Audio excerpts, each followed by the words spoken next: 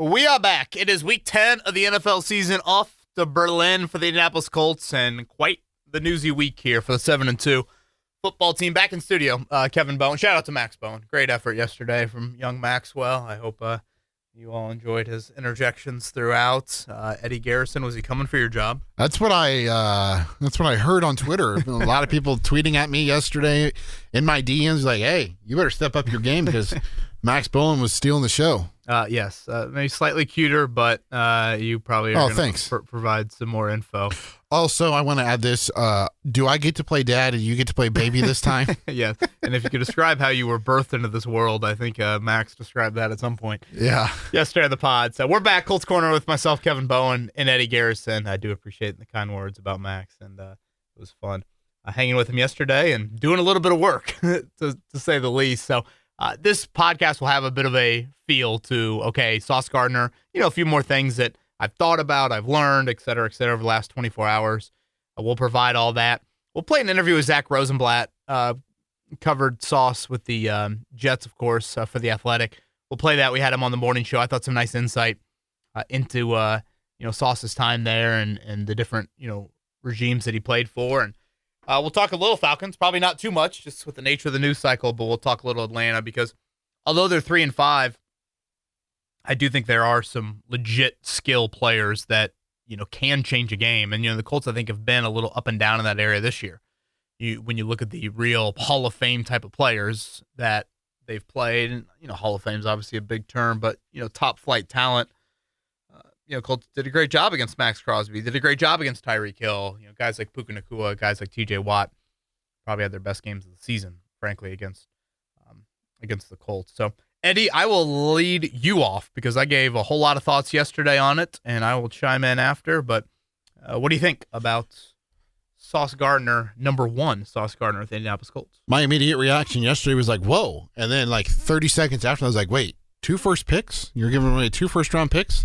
And then A.D. Mitchell, which kind of expected that the Colts would either move him, prior to the deadline yesterday or in the offseason, just of where, and I know we have a Twitter question about this too, so I'm not going to ask you to dive too much into the A.D. Mitchell part of this, but just kind of felt like the writing was on the wall with A.D., especially the last couple of weeks, even though, he could have had the chance to prove himself. The coaching staff and Shane Steichen clearly lost trust in him on being able to, make the right play, and got to wonder, that route, the only catch he had in that game against Pittsburgh on Sunday, he comes up a yard shy on where he breaks the route. The ball was there where it needed to be. It falls short of the, the first down marker, results in the Colts going for it, and of course they eventually get it. But just kind of like those little details with AD just seem to not be there, and hopefully a fresh start in New York can get him back on the right track of where people thought he could be in the NFL just because of the skill set that he has. But in terms of Sauce Gardner, today as I think about it, what, being able to trading away 2 first-round picks isn't all that bad. When you look at just how Chris Ballard, has drafted in the past in the first round, sure, he drafted Tyler Roy and he fell right into his lap there this past draft in April. And then besides Quentin Nelson, it's been a lot of meh. The return so far on Latu still to be determined. But, when Chris Ballard has made these trades involving that first-round pick, it has worked out well in the past, especially with, DeForest Buckner. And that was probably the last time that we can sit here and think about it, that Chris Ballard may have been in the position to where he can be aggressive to trade away a first-round pick because he feels like this roster is ready for that type of move. And at the time, I think they had Phillip Rivers as their quarterback when they made that said trade to get DeForest Buckner here from San Francisco. So maybe this is all along how Chris Ballard has wanted to operate. And now that they obviously are committing after you trade away 2 first-round picks to Daniel Jones, this is how he wanted to operate in the past. He just hasn't had the quarterback to do that. Overall, still would like to see, how it plays out first and foremost, but I think it was a nice win for the Colts, and hopefully Sauce Gardner can play for them this weekend. I think he will. I guess let me start there. I just left Colts practice. He did, I'd say, 80%, 90% of the cornerback drills. There was like a padded tackling drill he didn't do. I don't know if that's concussion related. He wasn't wearing a red jersey, so, he clearly is pretty deep in a concussion protocol at this point. Just to refresh everybody's minds, didn't play week 8. We're in week 10. Week 9 was a bye. So this is 2 weeks removed from the concussion. He can't, unfortunately, speak to the media in concussion protocol per NFL rules. So we'll see if he passes that before they board a plane to Berlin or not. It did look like his notebook was pretty filled at his locker. So clearly a whole lot of info he's absorbing. Today, I definitely struck by his height. I'd say that's probably the one thing I noticed in seeing him in the locker room there. Other things that I guess kind of stood out to me, it is, and I posted a couple of videos on Twitter. I mean, I think the ability and the expectation, I think, is Mooney Ward does return. He was doing some field work at practice. Shane Steichen threw out the phrase at some point in the season. That's maybe not the most, warming phrase if you want him to play Kansas City after the bye week. But for what it's worth, he is present and doing some field work, or at least did a little bit today when we were out there. So I would say that's a pretty good sign. Simply, Eddie, you look back at the 2 losses this season, I would say one was largely due to your pass defense, that Rams game. And simply, if you are substituting Sauce Gardner for Xavier Howard, you think you win that football game? More than likely. More than likely is probably the polite way to put it. Did they send another gift bag to Xavier Howard for his retirement after this move? Yeah, I don't know. That's a good question. Shane mentioned today, the non-rental aspect of it, which I think plays into why it's such a healthy trade package, but also why, if you're a Colts fan, maybe you feel a little comforted in that it's not just this, sometimes you see these trade deadline moves that are kind of a 2-month rental, certainly in baseball. You see it a good amount. And then I'd also say, listen to Kenny Moore, the second chat today. He didn't get too deep into this, but, he did say if it's any time, then the time is now. And I think that's kind of in reference to, the first real move, obviously in season from an organizational standpoint. And that can be based off record, 7-2, 5-2 with Jacoby Brissett. I think it was 5-3 maybe when the deadline hit. That was different. I think there are some big picture signs we can get to as well with this move. And just your depth at corner, I think it's now notable when you watch those guys go through the line today. And I know Ward wasn't out there with the group itself, but he's off to the side still. But like Jalen Jones is your 4th corner. There are a lot of teams that would take Jalen Jones, I think. And you could utilize him maybe in some dime linebacker looks. We know Lou is really like that dime package there. And again, just look at the wideouts that you're facing the rest of the way, from Drake London to Rashee Rice to Nico Collins, and we'll see what the Jacksonville lineup looks like. You play them twice, Jackson Smith and Jigba, and they added Shaheed yesterday, the Seahawks. So, you face some really notable wideouts or wideout groups here.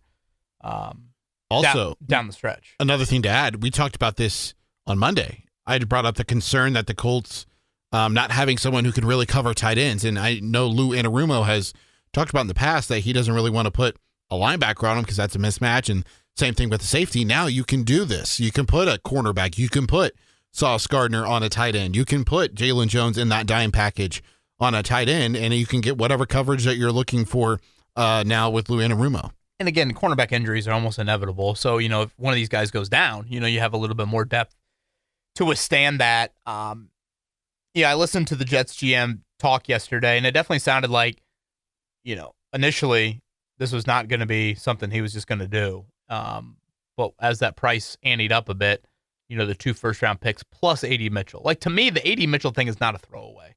I get that A.D. Mitchell had 24 catches and 30-some games here. Or maybe it's reversed. Maybe it's like 30-some catches in 20 games. That's probably what it is. But I don't view that just as like a throwaway. I mean, you were only a year and a half into a middle of second-round pick. That's a little bit different.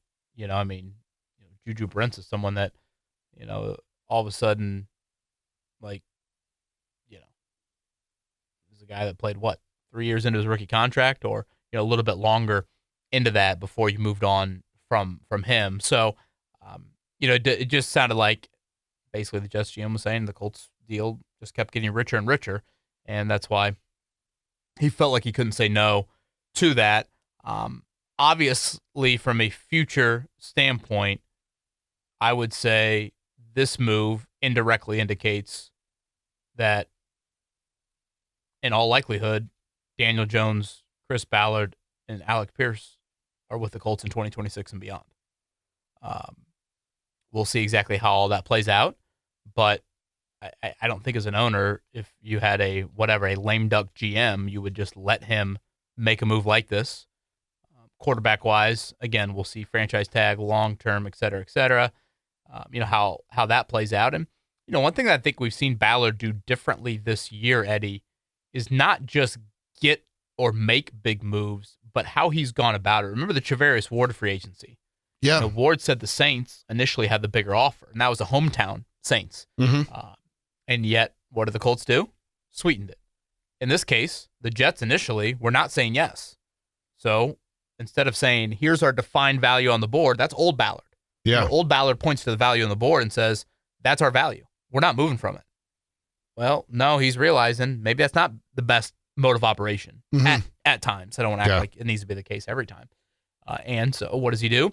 He sweetens the deal, and then boom, you get Sauce Gardner, you get Travarius Ward. Maybe you would have got Danielle Hunter, or a couple of off seasons ago. That was another hometown team that you had to fight with. So that I think is something that also just kind of stood out to me.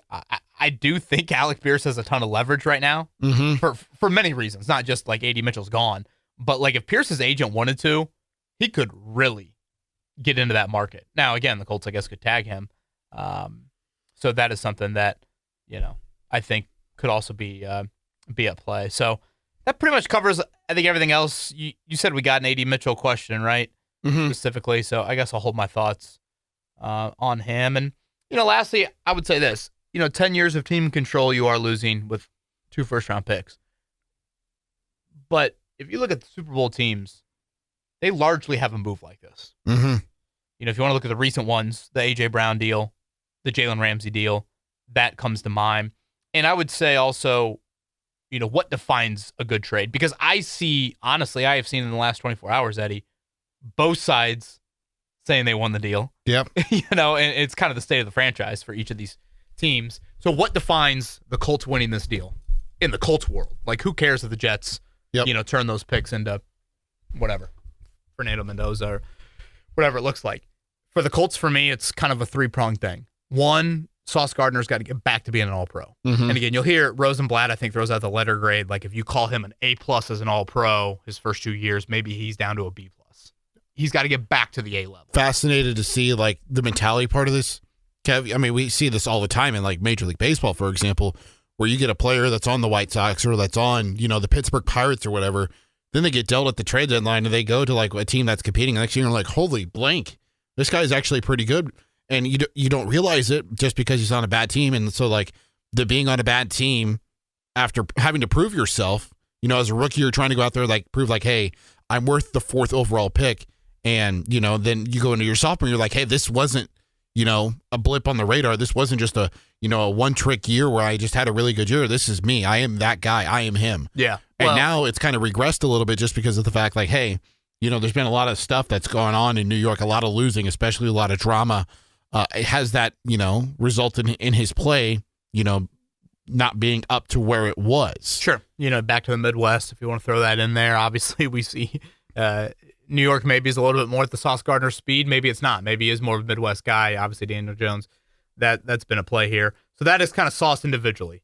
Him getting back to being the corner or whatever, Surtain, Stingley, whoever you want to throw out there, he's with that group again. Yeah. 2, I think your overall defense has got to become a top 5 unit. And, I mentioned this a little bit on the pod yesterday, Eddie, but if you did the exercise of adding up the amount of first-round picks. Top 5 how? How do you overall, evaluate that? I know people can measure it by points or by yards or by, takeaways. People can kind of go down the list. Whatever. Top 5, top 7 in those general categories that you point to. Okay. To me, I look at that and the investment in your defense is that. Again, if you look at the first-round picks, if you look at the financial money, it's astronomical. I mean, the only rookie contracts left are what? Cross and Latu? And Latu was a 15th pick, and Cross, you traded a future pick to get him. That's like, it's not like those are 7. Usually somewhere there are the 7th rounders or 6th rounders. Right. Or undrafted guys. And you think about it, your undrafted guys have earned, huge contracts. Kenny Moore II, Zaire Franklin, Mooney Ward, those sorts of guys. So I would start there as a unit. And then lastly, you have to play in January.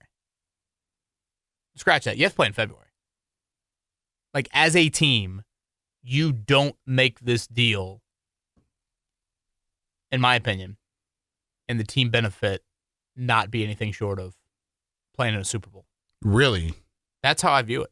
When you trade consecutive first-round picks, okay, that is a massive message to what you think of your team. Okay. And, do you need to play in the Super Bowl this year? No, but I think in this window, to me, anything short of this year of an AFC Championship game would be a disappointment based off what you've done from a trade standpoint. Because now moving forward, you have very, very little wiggle room from a draft pick standpoint early on. Again, you're losing 10 years of team control. That's a big number. Like even if you look at the Chiefs and say, well, whatever, it's just Patrick Mahomes. Well, I mean, Trent McDuffie as a first-round pick is quite the hit. And, those sorts of moves that are still in there, those are not necessarily readily available to you now in the next couple of years. So your wiggle room at quarterback, your wiggle room at pass rush, too, are not as there. So it's an unprecedented trade in franchise history, really. It's, the Eric Dickerson one, for those unfamiliar, in 87, that was more of like getting the Colts relevant. Like that was more of a, oh yeah, the Indianapolis Colts exist.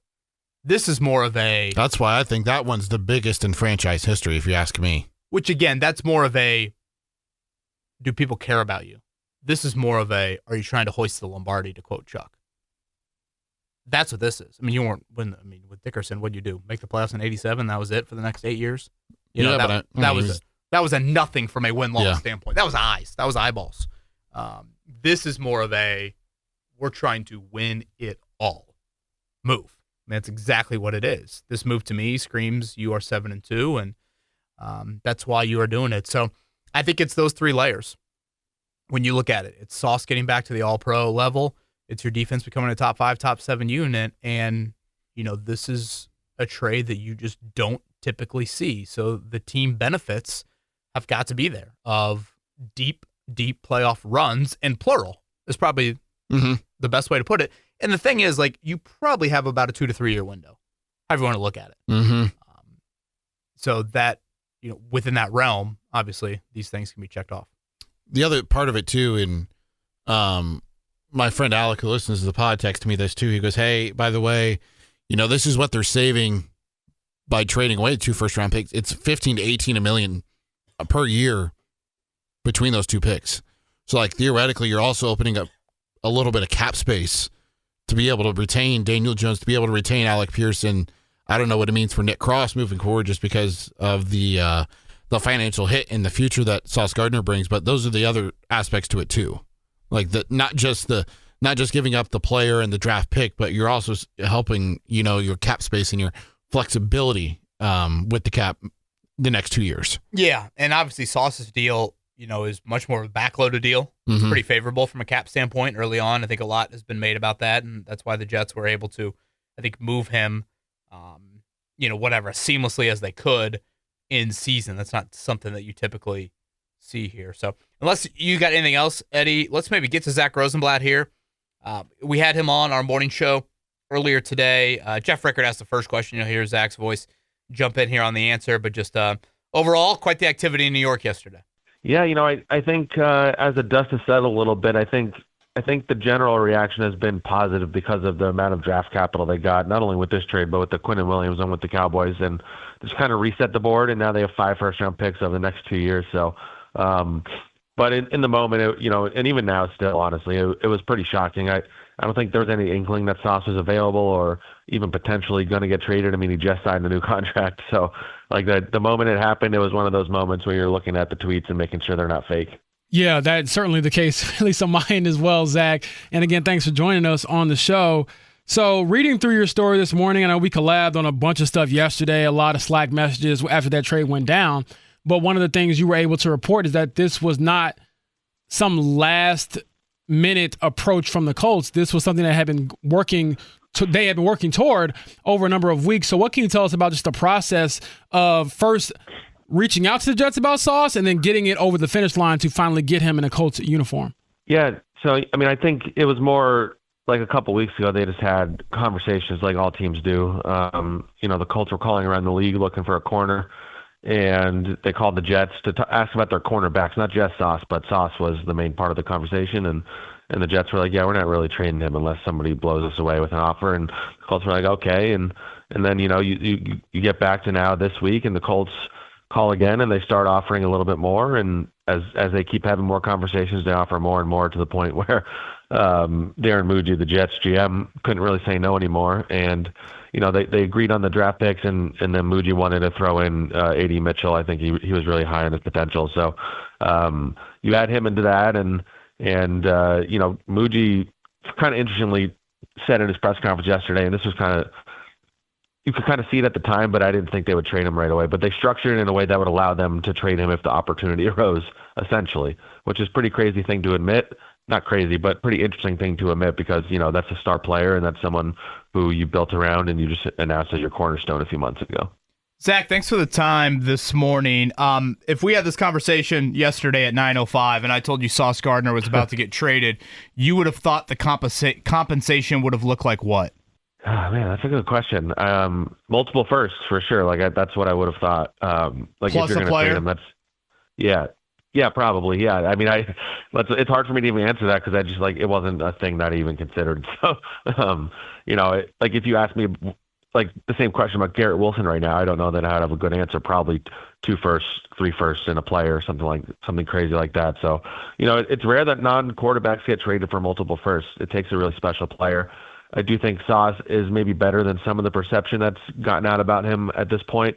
He is a flawed player. He's not Patrick Surtain, but I think he's been one of, if not the top 5 best corners in the NFL over the last 5 years. So, could you delve a little bit deeper into that? And I hate to throw out letter grades, but I am the son of 2 teachers, so I tend to kind of do that. Maybe early in his career, he was A+ type of player, and maybe, I don't know, this year it's, A-, B+ if you want to get super technical there. And also, could you hit on how much shadowing did he do for, a variety of defenses he played for? Yeah, so I'll answer the second part first. With the Robert Saleh defense, they had their guys staying on their side. So they had Sauce Gardner on one side, DJ Reed on the other, and he almost never traveled. With this new defense, he was traveling a little bit more. It still wasn't 100% of the time, but he was traveling, and he was doing a pretty good job of it. And then, you asked about the grades. So I'd say, yeah, A+ the first 2 years. I mean, an all-pro your first 2 years in the NFL is pretty crazy. And I think in retrospect, Jets fans didn't realize how spoiled they were. And what that did was it raised the expectation. So the last 2 years where I'd say he was a B+ probably, they thought that he was bad, and that was not the case.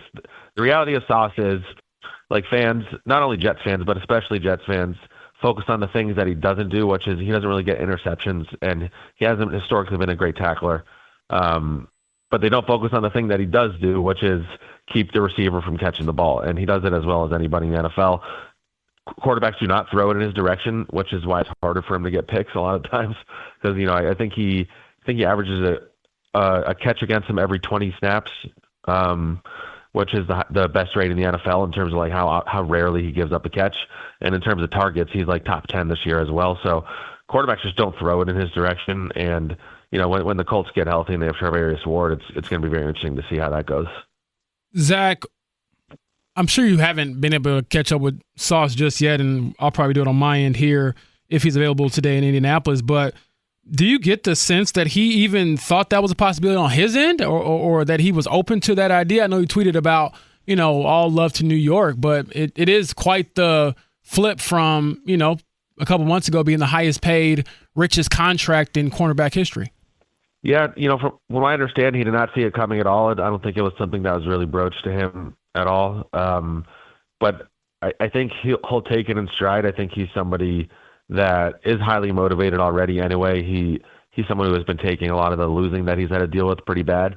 And I imagine that as he sits down and thinks about what's going on in Indianapolis and how good they are right now, he hasn't been on a team with this kind of record. The best the Jets were with him were 6-3 to start the 2022 season, and then they won 7 games that whole season. So I imagine he's pretty excited for the opportunity to play meaningful football this time of the year.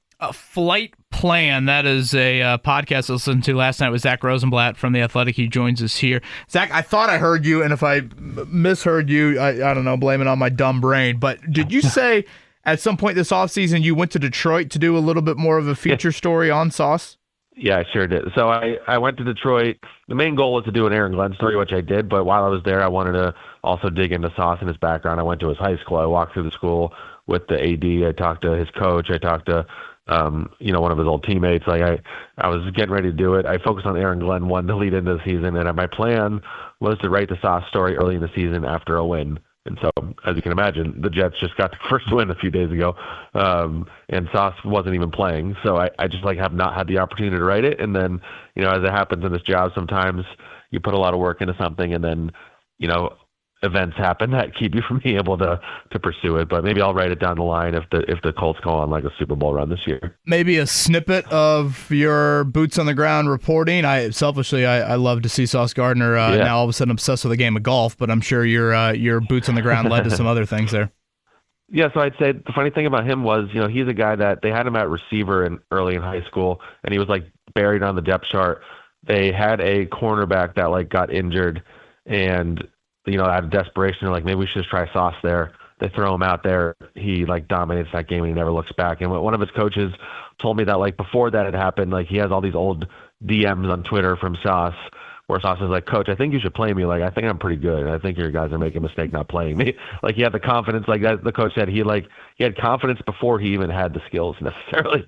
He just believed in himself completely from the beginning. And then he was off to the races when he got Cincinnati. I don't even think he ever let up a touchdown. And he's a guy that you guys are going to love there in that especially the media for the locker room wise. The fans will like him until they get mad about him not getting interceptions, I guess, like Jets fans. I'm just curious before we let you go, Zach, as a follower of the NFL day in, day out, and an objective guy, how are the Colts viewed right now? That's a good question. I think they were kind of a laughingstock going into the season, it felt like. And you bank on Daniel Jones, but I think the reaction I've heard just listening to podcasts about trades and kind of just canvassing Twitter, I'd say outside of Indianapolis, I think they're getting pretty criticized for this deal because what they're doing is it's a statement that they believe in Daniel Jones, and it's a risky proposition as the Giants saw. So I think they're getting criticism for that. But the Colts believe in what they have. They're whatever. What are they, 7-2? And this feels like a team that can go on a run. So I don't blame them for doing it, especially because I personally am pretty high on Sauce Gardner. Well, thanks for stopping by. We again appreciate your time and your insights, and we will run into you down the road, as they say. Have a good one. Yeah, you too, guys. Again, that's Zack Rosenblatt from The Athletic. I thought that was some good insight. Again, the variety of ways he was used in New York, Eddie, from a Saleh standpoint, a little bit more of a, you're on one side, DJ Reed's on the other, whereas, when Aaron Glenn comes in the fold, some more shadow stuff. So I don't, I think Lou Anarumo can kind of control Sauce in a nice way on Sunday of if he wanted to, you just say, hey, man, wherever Drake London goes, you go. Yeah. Or very simple of, hey, whatever X wideout is on your side of the field, just play man. I mean, that I think it's a very doable job for him. I think the slot corner, honestly, would be a lot harder to come in and play on a short day's rest. For what it's worth, they will only practice 2 days before they go to Berlin, and they'll have a walkthrough on Friday, which is usually a lighter practice, but just a little bit of a change with that. Any Rosenblatt thoughts before we get to? I thought it was interesting that he mentioned that the Jets were the ones that wanted to include A.D. Mitchell into it.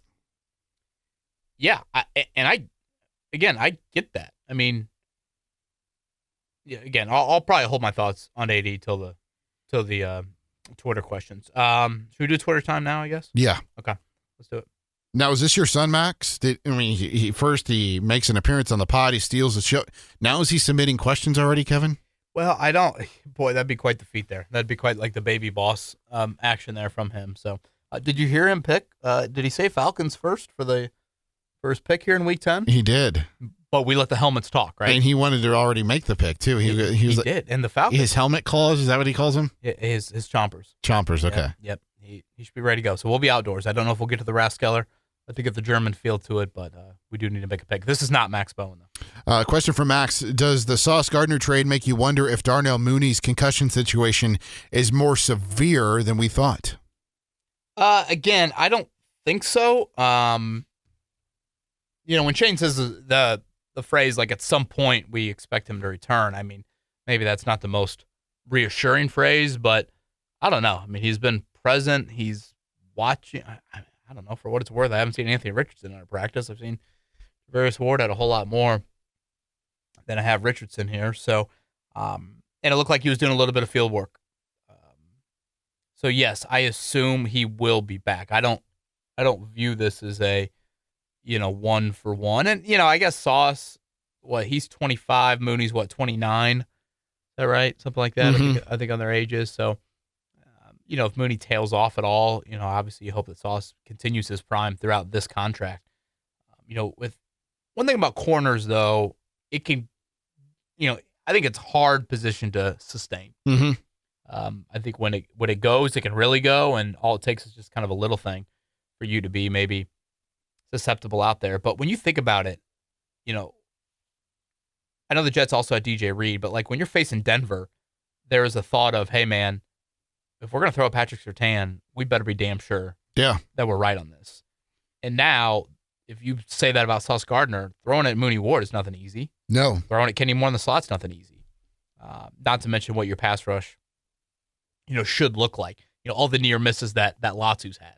Yeah. Does he finally get home with some of this stuff? Do we see more of those crazy blitzes too? Well, certainly. I mean, you would think that allows you to be much more of a, exotic blitzing pressure look team because, hey, those guys on an island, we're going to allow that to happen.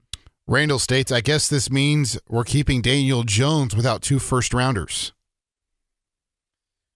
Correct. Yeah, I think that's a fair statement to make. And Eddie, I think it's a fair statement to say that Chris Ballard's going nowhere. Yeah. I mean, I don't. So what? Ballard's through 2026, right? I don't know. Maybe that might be something that you would. I don't know how the extension game will look. Obviously, with Carly or say Gordon, we don't know. But I just don't think as an owner, you necessarily let your GM do something like that if you think that you're going to move that person. I think it would be a disservice to your next GM in whatever, attraction maybe your job is going to have or whatever rebuild you feel like. And I was reminded of that so often yesterday, Eddie, just how quickly things have changed in 2 months. Yeah. I mean, isn't it amazing? Yeah. How quickly we talk about like a name of Daniel Jones or a name of Chris Ballard and how quickly organizationally it's also viewed. Fans, I get you can be pushed and pulled in like emotional roller coasters. But for, 8 games, I guess 9 games of a season for you to be doing some of the things. Like, can you imagine saying back in September, hey, at the midway point of the season, the Colts are going to make the NFL trade deadline move of the year. And they're going to be having the best point. I assume they have the best point differential still. I guess I should look that up.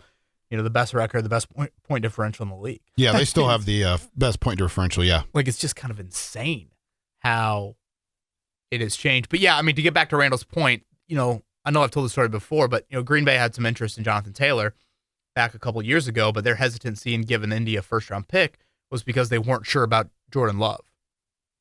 Well, if you're giving up your next 2 first-round picks like the Colts just did, and I hear the crowd out there that says this is too rich. Yeah. Like, I can hear that crowd. I can definitely listen to that, and I know that those people exist, and I know if we got into a debate class, some of that would be pretty darn convincing. Wiggle room at quarterback, and I'd say wiggle room at edge rush too. With how I guess Kwity Paye's a free agent. He's another one you throw on that list, although I don't think I'd be re-signing him. But, what does that look like? Samson Ebicom north of 30, Tyquan Lewis, Latu, JT. It's just a little bit of a unknown there from an edge standpoint. But, yes, I think this is Daniel Jones, undoubtedly, and now we'll see exactly what the contract looks like. Trevor would like to know if Micah Parsons was still holding out with Dallas, do you think the Colts would have made the same trade today? Come around on the compensation for Sauce, but can't help but think if we knew the Colts would be this good, if Chris Ballard would have traded for Micah Parsons instead. Yeah, it's definitely also a thought that I've had. I saw ESPN reported that the Colts had, I think maybe I'm putting words in ESPN's mouth, but how I interpret it was a backup option to Sauce Gardner would have been an early day 3 pick for Alontae Taylor from the Saints. So let's just play out those two hypotheticals. Fourth rounder for Taylor, or the 2 first plus AD Mitchell for a guy like Sauce Gardner.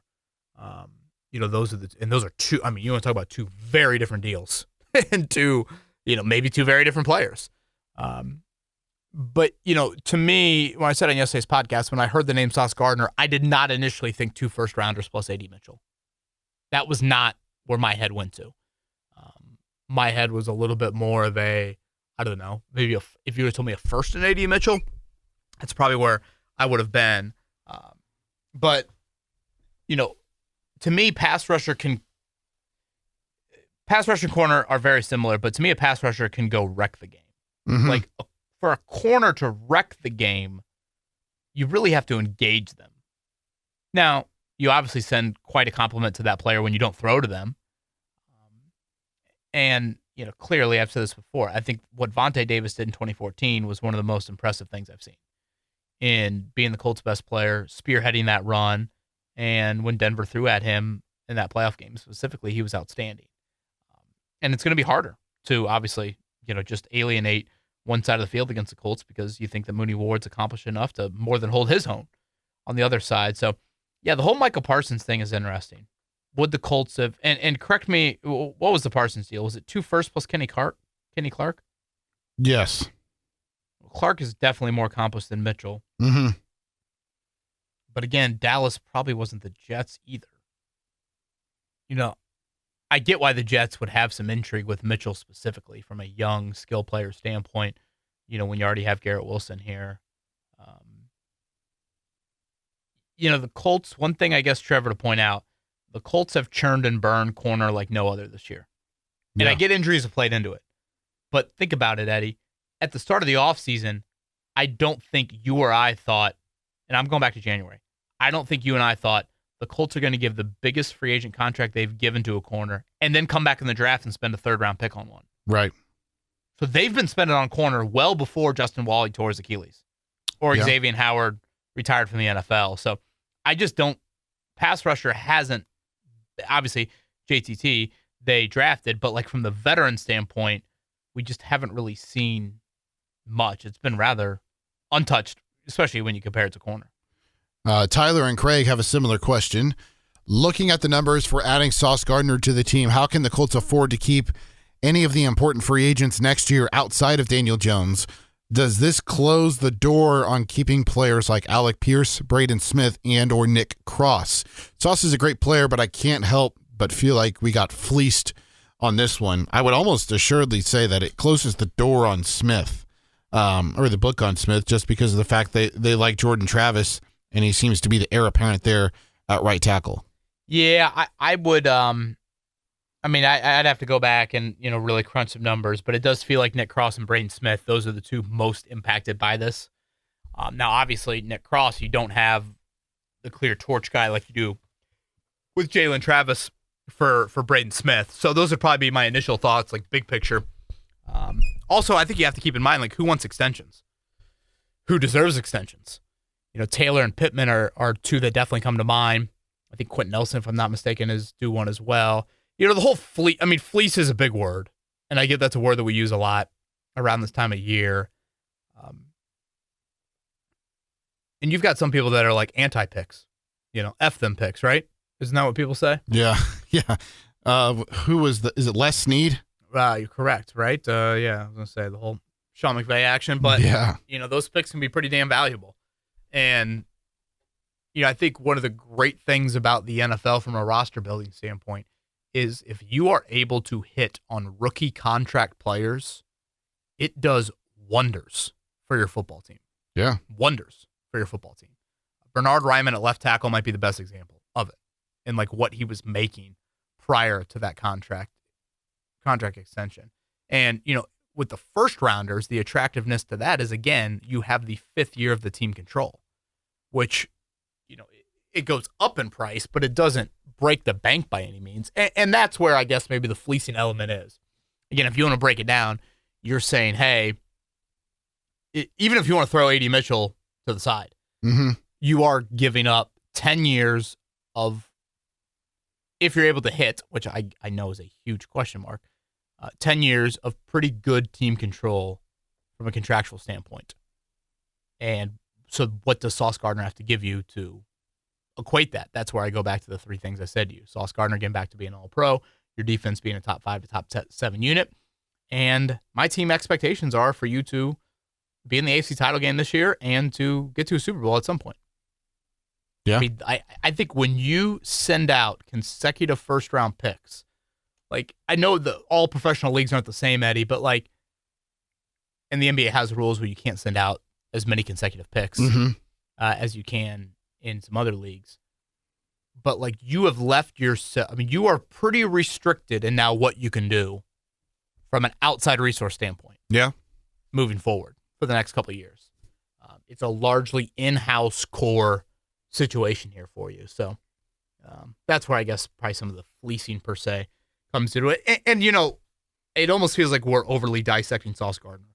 It's like, you know, they don't throw at him. The completion percentage is low, but then when they have thrown at him this year, he's allowed some big plays and whatever. His penalty per target percentage is a little bit high. You know, he's very handsy. Has the way the league's now changed a little bit, how they've been called? Is that a disservice to him based off where it was in 2022 and 2023? And when you say handsy, you know, is he getting called a little bit more for that? You know, if you have that elite corner, you're paying and you're giving up that money, do you feel like he's got to take the ball away? Well, if he's not thrown at, how do you take the ball away? You know, these are all, I think, difficult things to gauge with a corner. Pro Football Focus doesn't love him. Next Gen Stats likes him a lot. You know, it's just, it's you know, it's not the most obvious thing to evaluate. And again, he's played into, I think, different systems a bit from a role standpoint. 3 questions left. This is our AD Mitchell question from Chris. So with AD being traded, Chris assumes Shane wasn't going to let AD redeem himself this season because he hasn't really played since the Rams game. Chris was rooting for the kid, but his immaturity didn't help his case. Yeah, 24 snaps in 5 weeks. That's with a benching, Eddie. That's what it played out to for AD Mitchell. I think in a ideal world, you would have let the AD Mitchell thing play out a little bit longer. You know, when you drafted him, Eddie, project is a big word, but you knew some growth and development was needed. Like, you spent a second-round pick on him with the thought of, all right, day one, he's not walking in here and giving you what even Pittman gave you as a rookie. You know, we feel like there is some growth there, but have you seen the flashes? And we're going to try and develop that. And that's an important part of roster building. You know, not every pick is going to be, you know, a 4-year starter in college and produce at the level that you have. And I'm not sure if I've seen a player, and I don't care if it's Reggie Wayne, I don't care if it's Alec Pierce, I don't care if it's Jim Bob Cooter, I'm not sure, hell, Chris Ballard, I don't know if I can recall too many drafted players that have been so universally praised by the people inside their building like AD Mitchell. Through all the ups and downs. I mean, still betting on him. And, you know, it sounds like that was the difference in the deal. So what does AD Mitchell become? Yeah. What does he become? That's a good question. I mean, he's going to get the opportunity probably in New York, outside, on the opposite side of Garrett Wilson. Does he turn into Jerry Hughes? Right. You know, now Jerry Hughes, I would argue, had more opportunity here than Mitchell did. Now, I want to make it very clear. AD Mitchell's own issues contributed to some of the lack of opportunity that he had here. Is there a little bit of an Aaron Nesmith Boston element to it? Sure. The Colts have gotten good at wideout. So, like, you don't need AD Mitchell as much. But, yeah, to me, this is not a throwaway of nothing. Like, I do think there's a little bit more there to him. So, yeah, I'm again, quarterback play in New York isn't going to do him any favors, but I am very eager to see forced AD Mitchell opportunity. Will it be he just finds it, right? Just because he's playing so much, and you know, inevitably that's going to hit. I know it's kind of a dangerous game to bet on, but that seems to be something like it would be attractive to bet on futures bet on him. Bailey's Twitter question: if there are future games where the Colts offensive line gets beat like Sunday, would you like to see Daniel Jones look to run more? Bailey figures the Colts would or Bailey figures we would see way more of his legs this season, and that hasn't been the case. He hasn't needed to be fair. Right. And that last part I think is intriguing. Do you have a few more design runs in the back pocket? Can you fool some defenses a little bit more later in the year of, hey, they're thinking Taylor. Well, what about 17? Putting it in the belly and then all of a sudden taking it out. Sauce Gardner just retweeted me. I didn't know Sauce even followed me. He probably doesn't. I didn't even tag him. So do people just come off the practice field and search their name on Twitter? He reposted one of the worst videos I've ever shot of him catching a ball in a one-on-one drill. Oh, really? Which also included the guys I haven't spotted on the practice field. I did appreciate him wearing his nice lime green shoes today. I wanted to talk to him about golf, but probably because there was one of your colleagues tweeted out a video and he doesn't catch the pass. Well, I know, and I try to make sure that drops I leave out. He did drop one of them. It's kind of like one time it wasn't Richardson's fault. I forget who he was throwing to, Pittman or Pierce. One of them dropped it. I'm like, well, now I can't tweet that out. And then then Richardson airmails the next one. I'm like, I only have 10 minutes out here, people. Yeah, Can somebody get this right so fans aren't just ripping me for zero reason here? Didn't your fellow morning show host post a video that went viral? James did? Uh-huh. Of that? Uh-huh. Oh, there was one where Richardson was rolling left and overthrew the stationary. I forget the guy's name, but he's been with the Colts forever. Frog or TD or somebody. Yeah. That does not surprise me. Trust me, it's easier said than done, especially when Richardson was in their practice. Daniel Jones design runs. Yeah, like what haven't they done on offense yet? That's a wrinkle that I think could still be in there. Right? Not an abundant amount, but I'm talking a big third down, big fourth down, late in games, late as the season moves along. What do you have left? There's only so many wrinkles. Like, I'm a huge Notre Dame fan. You know this full well. Mm-hmm. Like Jeremiah Love, Jadarian Price, best running back duo in the NFL. In college.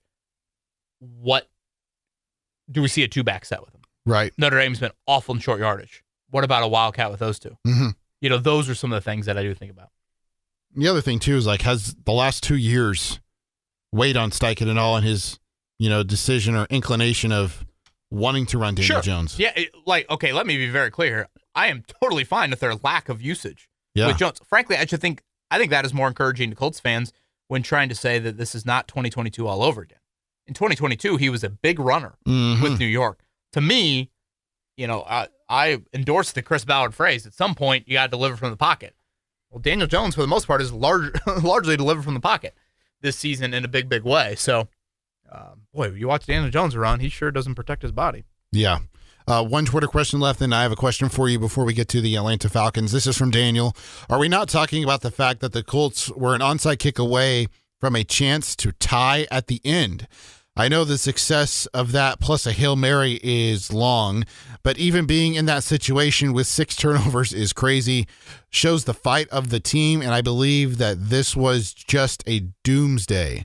Most of the time, I feel like the Colts get 1 or 2 of those turnovers back by Lyman recovering the fumble, but they all bounce the Steelers' way on Sunday. To the victor goes the spoils. Steelers created the opportunity for those turnovers and deserved to get them, but man, felt like all the balls bounced right to them. Well, I'm trying to think. On fumble luck, I guess Downs was a muff. Jones you recover 2 of the 3 with Jones, is that right? Pittsburgh recovered 2 of the 3, is that right?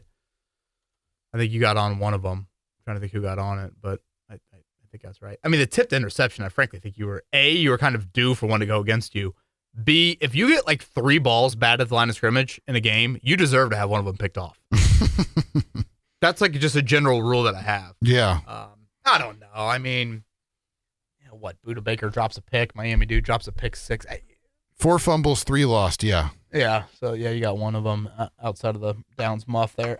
Tyler Warren had the recovery, by the way. You create your own luck. I think I've said that a lot. Obviously, the Kenny fumble was huge at the end, but I don't know. You're one Michael Badgley miss from 52 away from that game being over with 5 minutes to go. When you get into those settings, Eddie, when you're down like that late, the parlay you have to hit is like 17 in a row thing. Literally. again, all it takes is like one Badgley field goal to miss, or Roman Wilson not fumbling the football. Or making a stupid decision to try to, jump over whomever was trying to tackle him. Right. So I mean, I guess you commend the fight. I don't know. There was a little bit of that. I thought there was a little too much of that. Frankly, post game was like, all right, whatever. You got beat handily. Just chalk it up and move on. It's life in the NFL.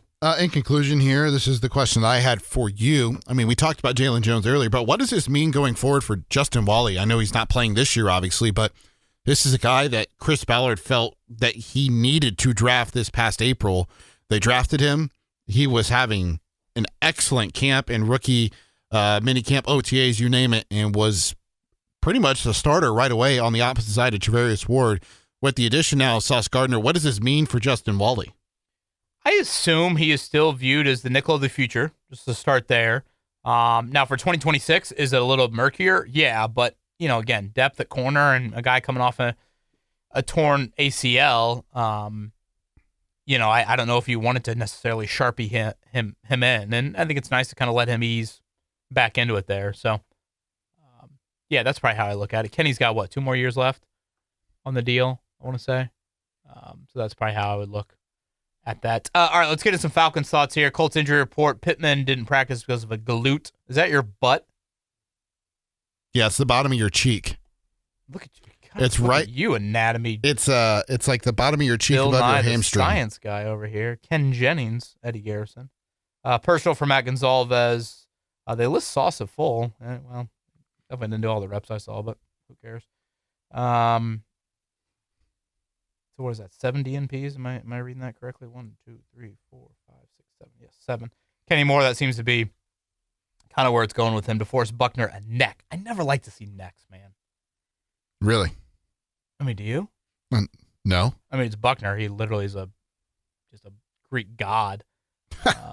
No Anthony Gould, Tyquan Lewis, groin issue. That's an interesting one because he was a full participant.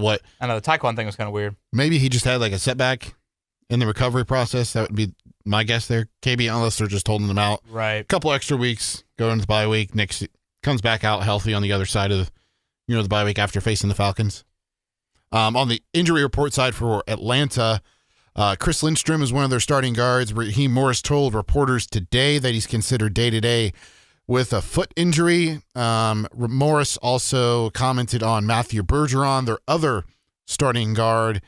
He is considered week to week and likely will not play against the Indianapolis Colts this week. No update on Leonard Floyd, though.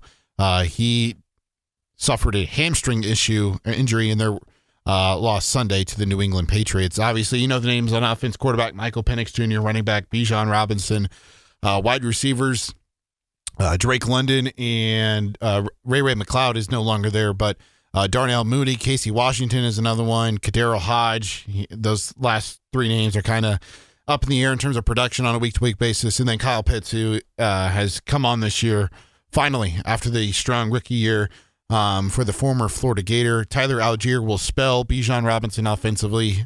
Quarterback by Michael Penix Jr. I think I already mentioned that, though. But tackling is going to be a big thing of point of emphasis this week. Huge. Yeah, it's going to be huge. You know, when you look at Atlanta, Eddie, 3-5, one of the worst point differentials in the entire NFC, 3-game losing streak, I think you could chalk this up to the Colts just roll, and you could almost group them in with the Raiders, the Titans games, the Miami game. I don't do that. I think, you just listed off some of the names. I mean, Robinson and London and Pitts a little bit. We'll see where they're at with Mooney. I mean, they have their own Mooney, by the way, Darnell Mooney. They've got some dudes. Mm-hmm. And again, go back to the star thing. Is this Tyreek and Max Crosby, where they play the Colts and they're really quiet? Or is it Puka or TJ Watt? Yep. And obviously there's a wide gap between the individual performances of those guys, but Atlanta's got a little bit more potent firepower with some of their individual talent. Jesse Bates on defense. Caden Ellis, too, is a very good linebacker for them. Shout out to Xavier Watts. I was about to say Xavier Watts. Secondary, it's not too bad. They're one of the best secondaries in the league in terms of stats, in terms of pass yards surrendered. They're, I think, top 5 in fewest given up. 6 sacks last week at Drake May. So, yes, going to be a great, great tackling game. Shout out to the game in Berlin, by the way. 9:30 kick, Fox 59 locally. It's the 36th anniversary of the falling of the Berlin Wall. Oh, that's coming right. up on Sunday there. I'm sure you'll get a Bjorn Werner presence from his media standpoint there. So, yeah, defensively, they've been really good, Atlanta, against the pass. Mm-hmm. Their corners are Mike Hughes, D. Alford, and A.J. Terrell. Yeah. So, again, like you said with that secondary, there's a little bit more there. They are on their third kicker of the year. For those that not paying attention to the Patriots game, Parker Romo missed an extra point. Zane Gonzalez is who they are going with there. Former Arizona Cardinals kicker. Overseas, yes, indeed. Former Arizona Cardinal. You want to go first? You want me to? Touchdown favorite, is that right? Just under a touchdown? Let me pull that up real quick. I think it's 6. Colts and Falcons, the spread 6.5, total 48.5. These games always seem like they're low scoring and they're close, especially overseas. I will go Colts here, 24-20. I'll go Colts 30-27. I'll go a little bit higher scoring there. But yeah, you and I are both kind of in the same margin. So yeah, okay. All right, I think that does it. Thank you for everybody for consuming the content. I know there's been a ton of it here this week. We will probably won't have a pod for a while, to be fully transparent with you here. We got Baby Bowen. It seems Number like 3 on the way here. Yes, if you have any girls' name suggestions, DMs are open. Ruby. Can you imagine if I showed up at the hospital? I'm like, all right, Maddie, let me open my DMs here before you start having contractions. I got a few things that I would like to go over.